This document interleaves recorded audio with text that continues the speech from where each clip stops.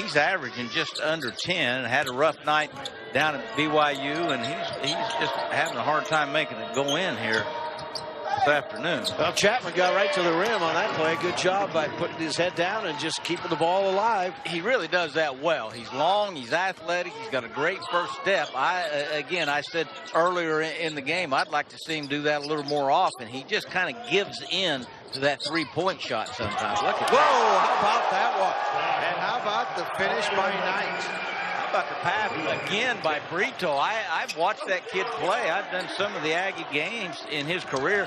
I never knew he was this type of passer. That was terrific there. About his third one that's been such a good pass. Taylor missed again. Boy, he's just struggling. You're right. He is, Coach.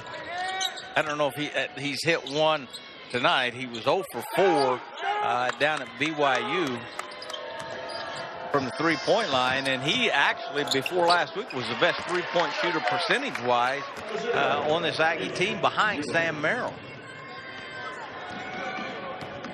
So that basket, and it's a 14-point margin still, as you pointed out. They just, between 10 and 14, seem to stay that way for Utah State, no matter what Weber has done. Well, they got to stop now again, and an opportunity. Nice defensive position by the sophomore Kozak. He really got out and defended that ball screen well, and then went and got the rebound. And Cody John stepped on the sideline. That's the third or maybe the fourth time we've had a player step on the sideline. You sure this court isn't a little bit thinner to the NBA? They play on a thin court. Well, you know, you talk about that home court advantage for the Jazz, and that, you kind of spotted it, Coach. I don't know that I've seen that many times in a game. No. You know, it's a white sideline too, and I don't know whether that makes a difference, whether you can see it better or worse or whatever. Probably but no correlation, but that's at least 3. Yeah, I came up with it. It was no correlation, but it was impressive. Yeah, I just invented it. That's a foul going to the basket. And that's one way to get well. If you're Quinn Taylor and you can't shoot it in, make a great cut to the basket, and then go sawmill strong to the line, to the basket, and get yourself to the free throw line. Well, Quinn Taylor's going to shoot 2 of them. That's 3 fouls on Kozak now, the big sophomore. As I say, started every game last year except one, and had a terrific game. Had 14 points against BYU. Yeah, Braxton coming back in now. By the way, Taylor is a 74% free throw shooter. Misses the first. And this boy, I'll tell you what, you know, for a guy who has shot the ball so well in the past, that just did not look good. He is not comfortable shooting that basketball. The release was not straight. Not only has he not hit one from the field, he can't throw one of those free pitches in either. That, which, like you said, is really not like him. Chapman draws the foul, did a nice job getting Taylor up in the air, and then leans in and gets it. You know, it's kind of like a guy putting with the yips, right? What happens? That's 3 on Merrill now. I'm sorry, on Taylor. Scott Chapman has a great shot fake. You got to know that about him. If you're closing out to him or you're going from a distance, that's exactly right. You got to stay down. Well, Chapman turns in and gets the 4th foul called on Taylor. That's a big one, obviously. Yeah. And he just got into the game. Look for the Aggies to go small now and bring Dwayne Brown in as their power forward and play Quinn Taylor now as their 5-man. Quinn Taylor's played a lot of 5. Taylor has 3 though, right? Yes. Just picked up his 3rd, so he's got to be a little bit careful on the play. But Braxton has really made an impact. He misses the free throw, but he has really made an impact on the way the Aggies have been able to play and the way the Wildcats have been able to operate down low on that block.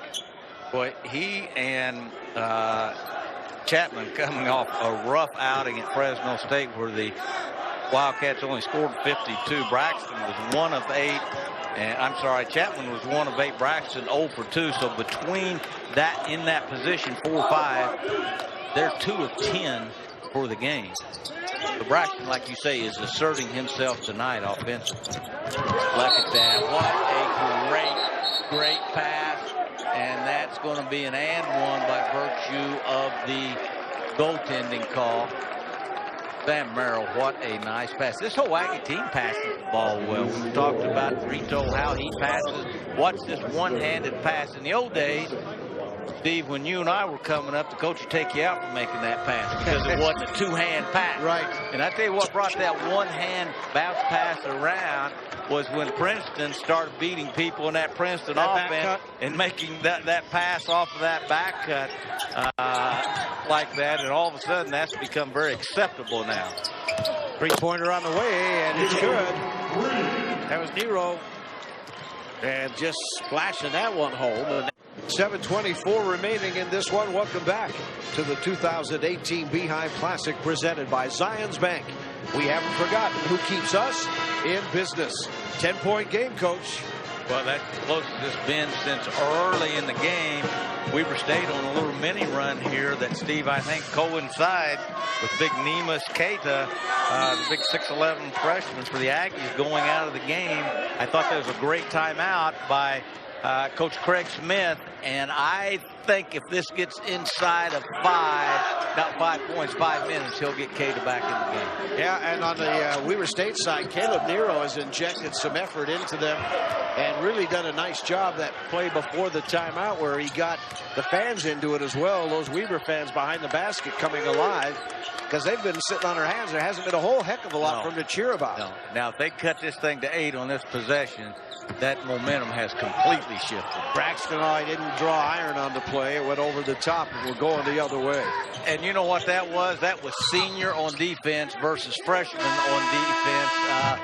That Keita had fallen for that same move that Zach Braxton made then. That time Taylor jumped to that right shoulder and kept him from being comfortable shooting that left-handed hook. At 6:43 remaining in this one, it is a 10-point game, 57-47 Aggies. Utah State still leading the Wildcats by 10. Watch the senior defense on the post move by Zach Braxton here. Look the way Quinn Taylor got there in a hurry and made him. Here's the play I was talking about. No, that's not the play I was talking about. But I would have the play you were talking about. We would see what? I was referencing the way Taylor got to Zach Braxton's right shoulder when 3 straight times Zach Braxton had faked one way, then went over his right shoulder over the freshman Keita. And Keita, the much better athlete, of course, than Quinn Taylor, but Quinn Taylor, the senior, and understood the scouting report. Brito hits the first of the free throws, and now the second. So that hurts because you had it to 10, and now you've got it to 12 again. And it's the psychology of it. Obviously, we've got an issue, I think, with the shot clock again. But it's the psychology of, single digits versus double digits. Yeah, they had it at 10. It was double digits. But 10, as Frank always used to tell me, 10 is closer to 0. So you like it at 10. Now you like it at 9 better.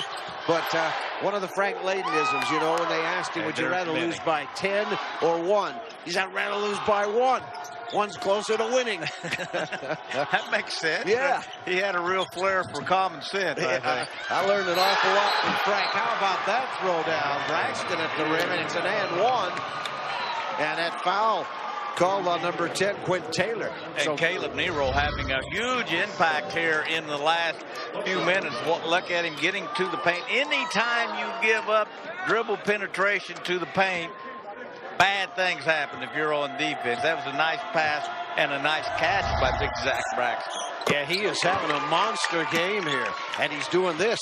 Well, obviously, Keita has to sit with 4 fouls. Well, that's coming off a game we had 1 point at Fresno State where Weber State had a tough night on the road, only scoring 52 points. Well, he's almost the double-double man because he's averaging just a couple of rebounds short of the double-double. Yeah, Zach Braxton, it's so interesting to have seen him because we did his games as a freshman, and now to see him as a senior. That's a 3, and that's in. Nero, as we said, an unbelievable impact. The freshman from Tulsa, Oklahoma. 2-possession game, Coach. Yes, how about this? 5.5 remaining, and it's a 2-possession game. Right now, momentum is definitely with the Wildcats, so the Aggies are going to have to regroup. They have not been in this position all day. Caleb Nero with a little reach foul. They've got to move your feet. What I like now about that is Craig Smith calling a play to get there. You see Nero on a step back 3, getting it to a 2-possession game. Craig Smith, the first-year coach for the Aggies, calling his best player's number, Sam Merrill. They had a kind of a counter-flow play, bringing him up off a double stagger that the same freshman, Caleb Nero, really played well, and Merrill kind of baited him into a foul there. Merrill, such a smart basketball player, high basketball IQ, and those two count just like, you know, if he would have had a thunderous slam dunk. He just kind of kills you softly, Sam Merrill does. Well, Utah State does not play well in this building. They're trying to shake a jinx out of this one. They're 3-5 in Vivint Smart Home Arena. Of course, it's different incarnations, but the building itself, despite what it is named, has not been kind to them at 3-5, and they're trying to shake that this afternoon. They got a ways to go to bring this one home. Still a lot of time, especially if Harding knocks these 2 free throws down, which if I were a betting man, that's an 87% career free throw shooter. Yeah, well, your first part of your bet's already in the bank right there because he hit it. He hit 88% last year. Well, you know, why not, right? It doesn't move. No, the basket doesn't move. And he misses. I guess that's a push on my bet. No, that's just that sportscaster jinx. That's what that is. Derek Harding set a school record last year. We haven't mentioned that. 46 points at Montana State in an overtime game. It wasn't like they had a big lead and he poured it in. They needed every part of that 46 for the Wildcats to get away with a win in Bozeman. Oh, great pass inside to Brito by Merrill. Merrill just with the spot as Brito came along the baseline. And those easy baskets just kill you. If you're Weber State now, you find yourself down 9 and you gave up a basket inside like that and you missed a free throw. That's 3 points that should not have been there if you're playing tough. Now there's 2 by Braxton along the baseline. I talked about dribble penetration, and then the Aggies having a hard time right now with the Wildcats keeping them out of the paint. If the Aggies ever zoned at all, which I don't think they do, now may not be a bad time to get to it, because again, they can't keep the Wildcats out of the paint. They'll pull it back out to Nero, and there's John looking inside to Braxton. They're going to go. The big fella, Coach Cato, back in now. He gets him from behind, and he's out of there. If that's the case, as Braxton holds the back of his head. But if that's on Cato, which it obviously is, I think that's it. Well, Cato's got a long way to go to learn post defense. He's a great shot blocker because he's such a great athlete.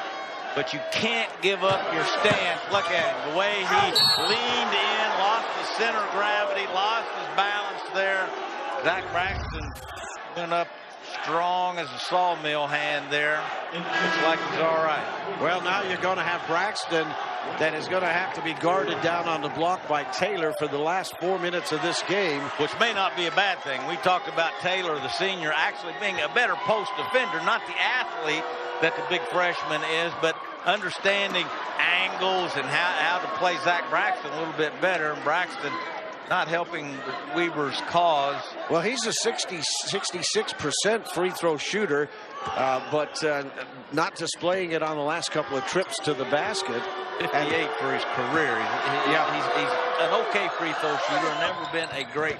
But you gotta hope, if you're Weber State, that he was able to hit some of those for the rest of this one, because I think he's going to get the opportunities based on the way the Aggies have to play him down on that low block. No doubt. Look up Sam Merrill to try to make a play here, either for himself or to free up one of his teammates. She does. And it's Miller.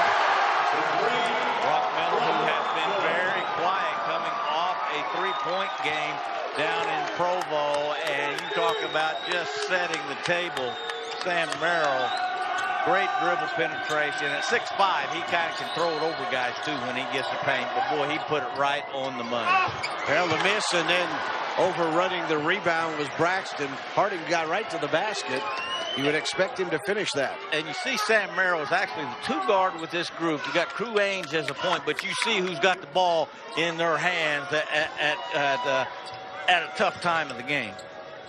Yeah, it's going to be Merrill. He sets the screen that time and all the way to the basket and still not able to finish. Is number 10, Quinn Taylor. Wow. I tell you, he has got to be thinking that someone puts a lid on that thing every time he touches the ball. They'll reset the offense out front.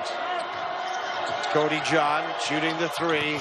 That's got a quick release in and out for that one. That did everything but count. And that was not great ball screen defense by the Aggies there. We talked about Cody John shot a 3 earlier in the game that I said that's not really his game. Now, he was open, but I would have liked to seen him maybe back it out and then try to dribble penetrate again. He kind of gave the Aggies a break there by letting that 3-pointer go. Well, the Aggies now taking their time. They're going to use all that shot clock, and the ball in the hands of Merrill. 4 to shoot.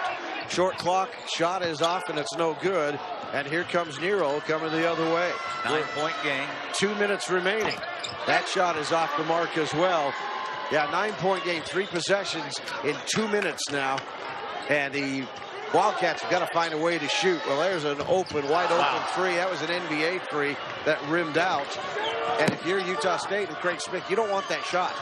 Not at this juncture. No, and the Wildcats' last 2 possessions, they've given in to 3-point shots, and that's where their bread is buttered. They're getting those guards into the paint and scoring that way.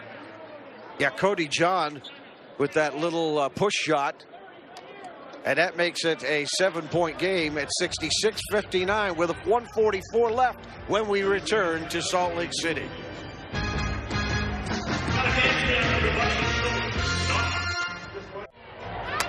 66-59, and Weber State has got, well, not a lot of time. 1:44. They maybe run out of real estate, Coach. They made the comeback from being in a hole the whole game, but it is hard running uphill. Well, it turns into a free throw contest now. If the Aggies can make it go in, Weber State can only go about 1 more possession where they have to shorten the game a little bit by fouling. Well, it's not good news either, because Utah State shoots 79.8% from the free throw line as a team on the season. So if you're going to foul them, the chances are they're going to make them. That leads to Mountain West Conference too, I believe. Yes. So they're going to hold that ball out there. Ainge, make him come out and play you. If we can trust these stats, which we haven't been able to all night, both teams have 2 timeouts. So look for Weber to attack the basket. If they score, then call a timeout. Then they're going to have to play the foul game. Brito goes to the basket, uses glass on the short clock, and scores, and that's probably good enough. Yeah. Now, you know why that kid started 23 games last year. He's pretty handy. Yeah, he's had a big impact in this game tonight. Led the Portuguese under 18 and under 20 national teams in scoring. So he can play. Their little floater in the lane and an opportunity for an and one. Caleb Nero, I'll tell you one thing, is going to earn himself some playing time. Yes, you know that, the way he has come off the bench. And I talked about the adjustment Randy Ray and his staff made at the end of last year. Instead of playing big with Rakat Chapman as a 3-man, Braxton as their 5, and Kozak, the big kid from Czech Republic, as a 4. Now they're committed to playing with just a 3-guard lineup, and they have recruited that way too. When you get Israel Barnes at 6'4", Caleb Nero, 2 really nice looking freshmen that can both break you down off the dribble. Look for Randy Ray to kind of stick with this 3-guard lineup the rest of the year. Yeah, you saw Nero finish the 3-point play there as well, and now you've got a 6.2 possession game, 58 seconds remaining. If you can get a turnover, or if you can foul and get the opportunity to chip away at it, a minute's a lot of time. It is. Randy Ray in his huddle, he's telling his team, let's sell out and try to get a steal here. But if we can't, then we got to foul pretty quick after that. At the other end, Craig Smith trying to get his best free throw shooters in the game and telling his guys to be strong with the ball. Whatever you do, hold on to it, because you know they're coming after you. Then we got to get back in transition defense. Well, he's got Quinn Taylor out there, and if I'm Randy Ray, Taylor's inbounding, but the problems he's had shooting the ball, he's the guy I'm going to foul if he ever gets his hands on it. And it's going to Merrill, obviously. And there's the quick foul. Well, they were trying to go to Merrill off of that set play there to break the press. And I thought that Quinn Taylor made a nice move not throwing it to him and looking for the kind of the next option. It's kind of like a read of a NFL quarterback. Here's your guy you wanted to go to, but here's your outlet guy. And he hit the outlet guy. It got back to Merrill. And then Weber had no choice but to foul. Yep. Here's the number 5th in the NCAA free throw shooting Utah State's Aggies.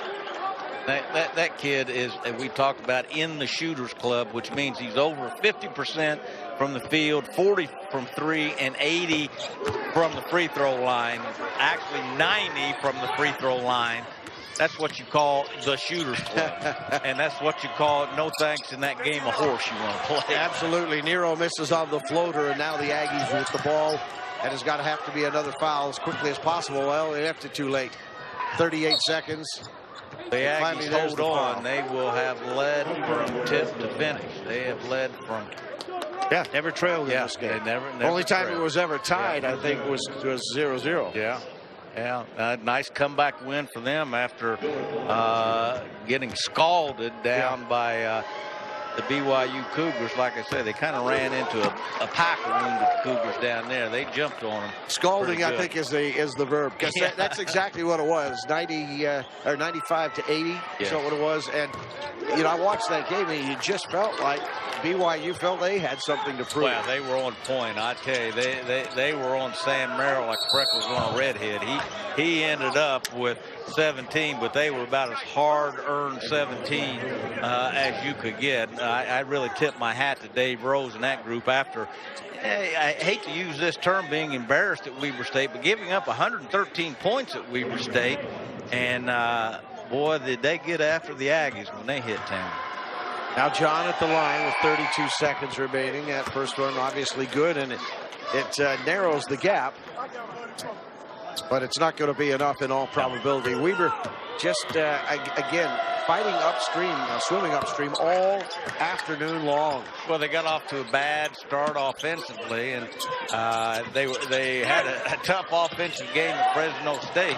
Ooh, almost picked 52, and they've been better tonight, but not as good as what they're going to be. Weber State's going to be very good, Steve. It's pretty obvious. Randy Ray's too good a coach. He's got too good of players. They're going to have a heck of a year. Yeah, and, you know, there's John with 3. The big names we did not get from that guard line tonight, what we normally expect. No. From Harding and from John.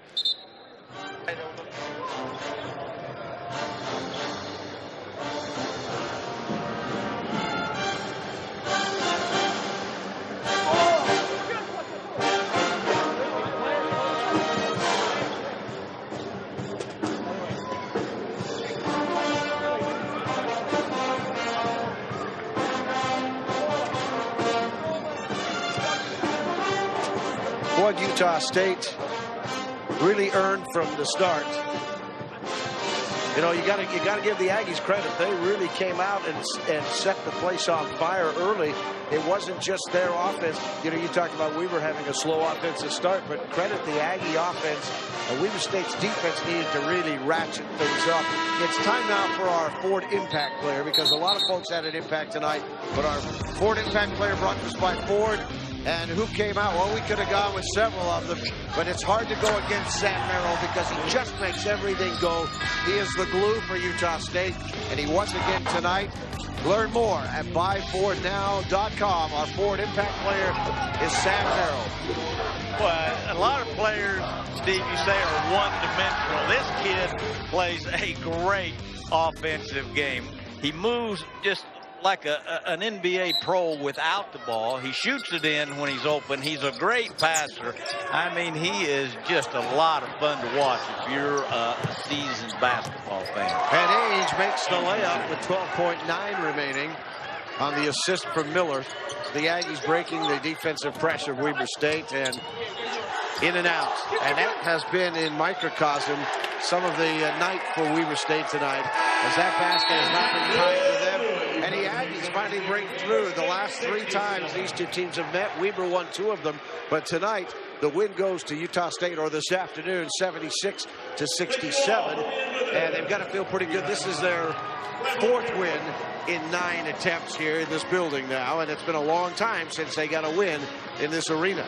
Well, Utah State moves to 8-2, and as I've said a couple of times, a surprise team in the Mountain West Conference. Weber State falls to 5-4, but they are going to be a huge contender when Big Sky Conference play starts. What a great day of basketball, Steve. BYU beats Utah. Utah State over Weber State, the Beehive Classic. What a great idea and a great day of basketball.